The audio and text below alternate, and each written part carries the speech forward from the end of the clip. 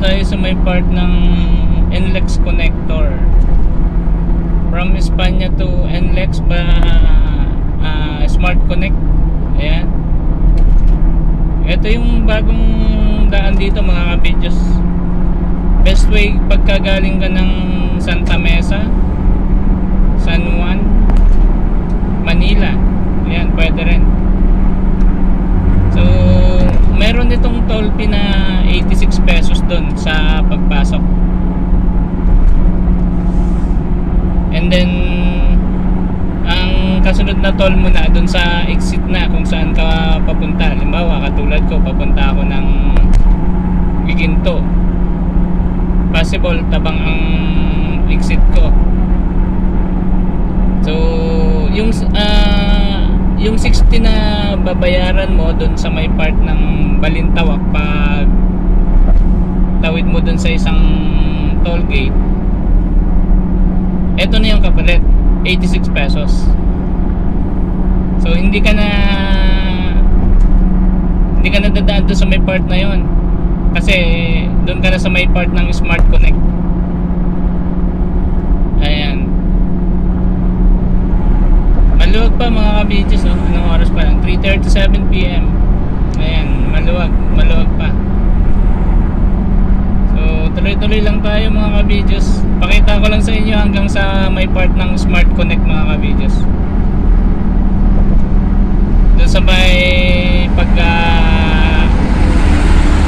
entry natin ng NLEX. Ito kasi NLEX connector itong location na ito. Ayan.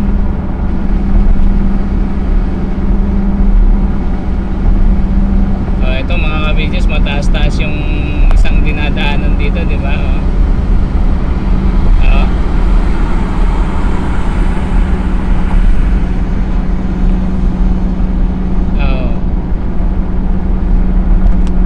Yung nasa kanan papunta ng road 10, yan yung nasa taas papunta ng pier mga ka-videos. Ayan, pwede na, di ba? Oh, nandun na yung truck. Ayan. So maganda ang pagkakaporma ng flyover dito mga ka-videos. Ayan, di ba? Kaya ganda. Lumuwag na yung daan dito mula nung na-open na to. So ang problema mo lang dito yung pambayad mo, sigurado. Hindi ka naman na mag-iisa-isa ng stoplight, brake ka ng brake sa baba. Ay nako, ang dami pang mga pasaway na mga ibang motorista. Ayan, so dito ka na, tuloy-tuloy ka lang, di ba? Oh, ayan, naka 80 km/h tayo, nasa overtaking lane pa tayo. Oh. Ayan mga ka-videos, NLEX connector pa rin. NLEX connector mga ka-videos, mula dun sa may part ng Santa Mesa, Old Santa Mesa ang pinasukan natin kanina, doon sa may Old Santa Mesa. So hanggang Smart Connect yun mga ka-videos. Dati doon tayo dumadaan sa may part ng Harbor Link, yung nasa kaliwa kanina. So mula nung na-open yung part na yon, parang mas okay siya pagka galing ka ng Santa Mesa kasi nandun na yung entry. Dito kasi ang toll fee mo lang nasa 86 pesos. Hanggang ano na yon, hanggang Smart Connect na yon. Doon sa kabila, kapag ka nag-skyway ka, 129 pesos. Ang entry mo naman doon sa may part ng SM Santa Mesa. So merong malaki-laking variance pa rin, halos 50 pesos. Yan. Kaya mas okay ka na dito. Kunti na lang naman tatakbuhin mo dun sa may part na yon. Pagkagaling mo ng SM Santa Mesa, kakaliwa ka na papunta dito sa may part ng Old Santa Mesa. 3 minutes kapag ka na-tsempohan mo na nakago na yung stoplight doon. Ayun. Oh, ano ba naman yung 3 minutes sa 50 pesos? Eh di doon ka na sa 3 minutes, di ba? Eto mga kabidges, NLEX connector pa rin to. Ayan. So tuloy-tuloy lang tayo, NLEX connector mga kabidges.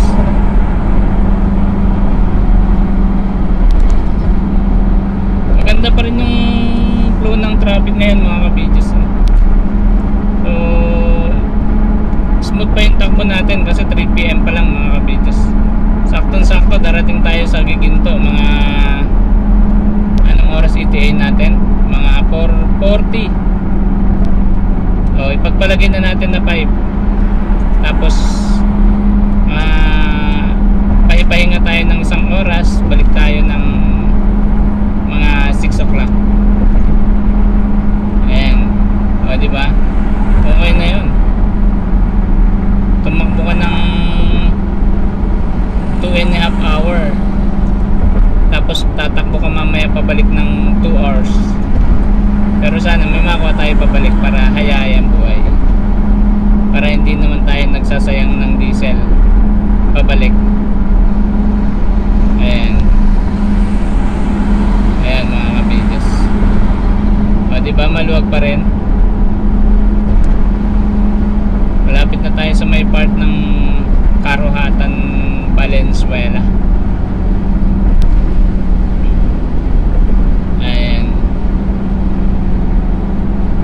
Tuloy-tuloy lang tayo mga kabidges, NLEX connector pa rin tayo. Medyo maulan-ulan dito kaya nakajabog lang tayo. 80 km/h tayo. Nasa overtaking lane tayo pero in-overtaken tayo ng isang pula. Mabagal daw tayo. Ayaw daw nating mag 100 km/h eh. Nasa overtaking lane kayo. Ayaw mo mag 100 km/h. Ayan na mga kabidges yung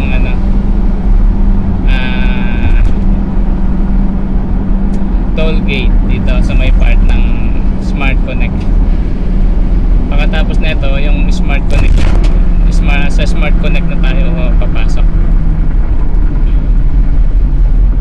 Ayan, meron pa rin silang doon, no? Nakakash pa rin siguro sila dun sa kanan. Ayan, no? No RFID, no entry, pero andun pa rin sila sa kanan. Okay, diretso tayo. 561. Okay, pumasok na yung ating niload. Ayan. So after nung toll gate mga kabidges, dito na tayo sa may part ng NLEX na tayo. Malapit na tayo sa NLEX. Ito mga kabidges yung Smart Connect na tinatawag. Ayan. So ang toll fee natin kanina mga kabidges, 86 pesos yun kanina. Yung sa entry pa lang kinakaltas na. Ayan. Okay. So dito na tayo sa may part ng NLEX.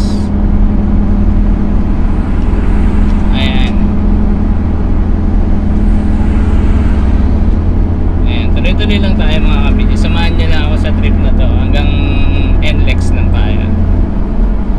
Pero ang biyahe natin, papunta tayo ng Giginto, Bulacan. Ayan. Malolos. Malapit sa Giginto. Ayan mga kabidges. Oops. Prepare to stop tayo at baka pong dumiretso sa dulo yung truck. Okay. Very good. Ayan, pagdating dito mga kabidges, baka malito kayo sa area na to kasi ang papunta ng NLEX dito mga kabidges yung nasa may bandang kanan gitna. Papunta ng south, kanan ka, diretsong kanan sa right side mismo bago dumating na itong part ng tulay.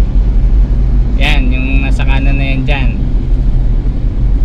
So yung nasa kaliwang tatlong lane na yan mga kabidges, papunta yan ng tawag doon, ang tawag dito Mindanao Avenue mga kabidges.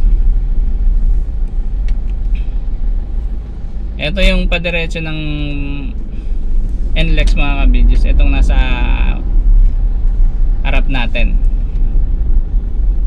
Ayan. Yung nasa dulong kanan, yun yung papunta ng South Balintawak. Ayan. Medyo traffic na mga kabidyo's, baka mainip na kayo. Ayan. Ito yun mga kabidyo's, yung isa papunta ng South, yan yung nasa kanan. Ayan. Kapag papunta ka ng South, yan ka dadaan. So kapag ka papunta ka ng NLEX, itong gitnang isang lane na to mga kabidyo's.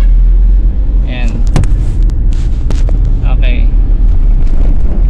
So yan nasa kaliwa, ayan, nabanggit ko kanina, papunta ng Mindanao Avenue yan. So kapag ka naka diretso ka doon, ay malayo-layo na yung iikutan mo kasi kailangan mo pang dumiretso doon sa may stoplight bago ka maka U-turn. Ayan, ito na mga kabidyo's yung Smart Connect.